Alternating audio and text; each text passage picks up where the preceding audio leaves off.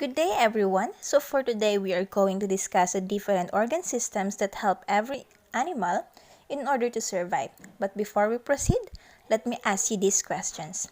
What are the different organ systems working together in your body? So, a human, even in animals, here are some of the organ systems that functions and play an important role together for adaptation and survival.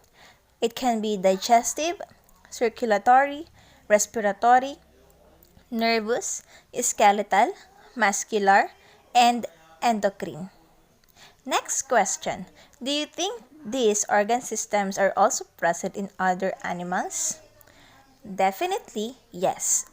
Adaptation helps animals to survive and live throughout their environment, and animals make use of their physical appearance to withstand changes and undertakings. First is the process occurs in the digestive system, which starts first with the food we intake or obtain.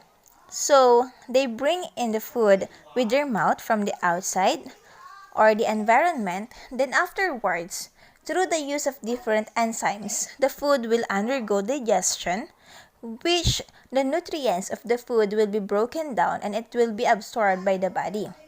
We have two kinds of digestive system occurring in animals' body, which are the invertebrates and vertebrates. So, for the invertebrates, these are animals known for not having a backbone, and these are classified into intracellular and extracellular.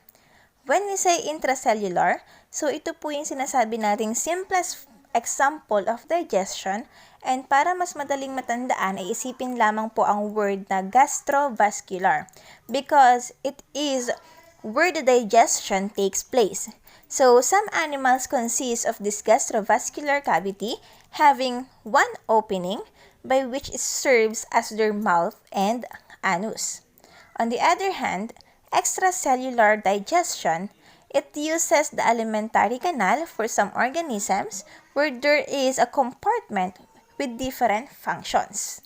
Organisms have a tube which at one end consists of a mouth and the other end serves as the anus. Here are the different examples of invertebrate digestive system.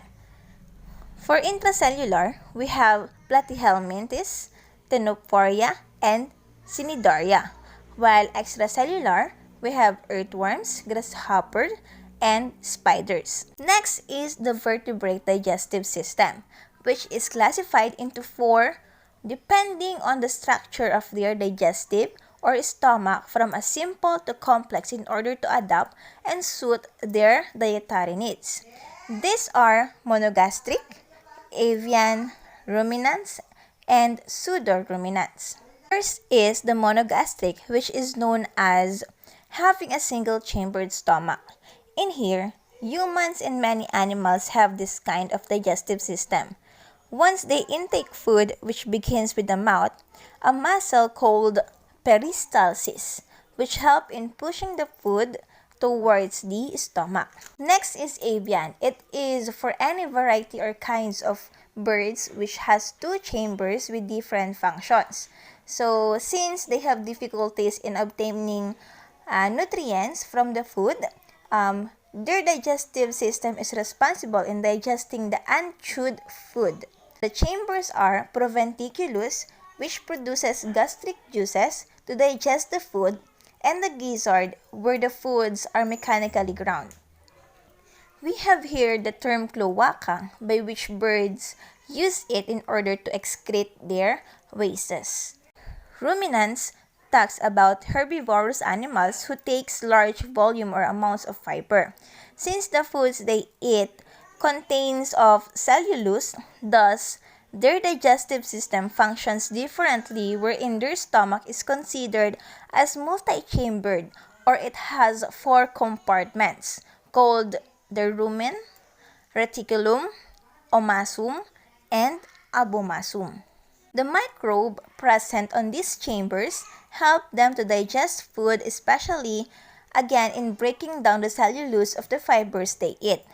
Small intestine is responsible for nutrient absorption, while large intestine helps in the elimination of waste. Pseudoruminants are animals which eats a lot of plant material just like the ruminants. But the only difference of these pseudoruminants is that they have no rumen, thus their stomach is composed only of 3 chambers, and their cecum helps them in digesting plant materials since it consists of many microorganisms. So, the next is the gas exchange, by which it talks about the respiratory system that lungs and bloodstreams are present. So, it talks about the exchanging of gases, which are the oxygen and carbon dioxide. So, animals need oxygen for their breathing, and they releases carbon dioxide for the plants. So, the oxygen are being delivered or replenished from the lungs to the bloodstream, and the carbon dioxide is being eliminated from the bloodstream to the lungs. The walls of the alveoli actually share a membrane with the capillaries in which oxygen and carbon dioxide move freely between the respiratory system and the bloodstream. Oxygen molecules attach to red blood cells which travels back to the heart. At the same time, the carbon dioxide molecules in the alveoli are blown out of the body with the next exhalation. Internal transport system. It is all about circulatory system which transports nutrients, respiratory gases, and metabolic products throughout a living organism. It has 3 main features, which are the fluid that can be a blood or hemolymph that transports materials, systems of blood vessel, and a heart to pump the fluid through the vessels. Animals have 2 kinds of circulatory system, and these are open and closed. Open system occurs in most invertebrate kinds of animals such as crab, insects, and snails, and the heart here is responsible in pumping fluids or the hemolymph, or the colorless fluid through a network of channels and body cavities, and this hemolymph butts the organs directly as it also moves freely. Closed systems, where the circulatory fluid is enclosed within blood vessels to transport it away from and back to the heart. Next is excretion. It deals with the process of getting rid of wastes or the elimination and disposal of wastes. In body regulation, homeostasis plays an important role since it talks about maintaining equilibrium or what we call balance. That requires a constant adjustment in different conditions or changes. Endocrine system is responsible in secreting and producing hormones involved in reproduction, development, growth, energy metabolism, and behavior. It is also a collection of glands that regulates everything in an animal or even in human. So the hormones being produced are released into the bloodstream for a certain gland to play its functions. Pituitary gland that is responsible for your growth and increase your height. Thyroid gland by which it regulates your metabolism by utilizing calories from the food you eat. Adrenal gland which could produce adrenaline hormones which can turn you into a please-loving human and also as increases your response when you face danger. Pancreas, which is responsible for producing insulin that helps us in the use of energy. Reproductive glands, which covers the ovaries and testes that handles the changes in girls and boys. Ovaries is for estrogen and testes is for testosterone. Insects also have hormones that will change their physical appearance, just like in butterfly that cause metamorphosis. Insects and many animals uses these hormones in locating food, warn animals just like in their way of adaptation. Next is nervous system that helps an individual to respond within their environment.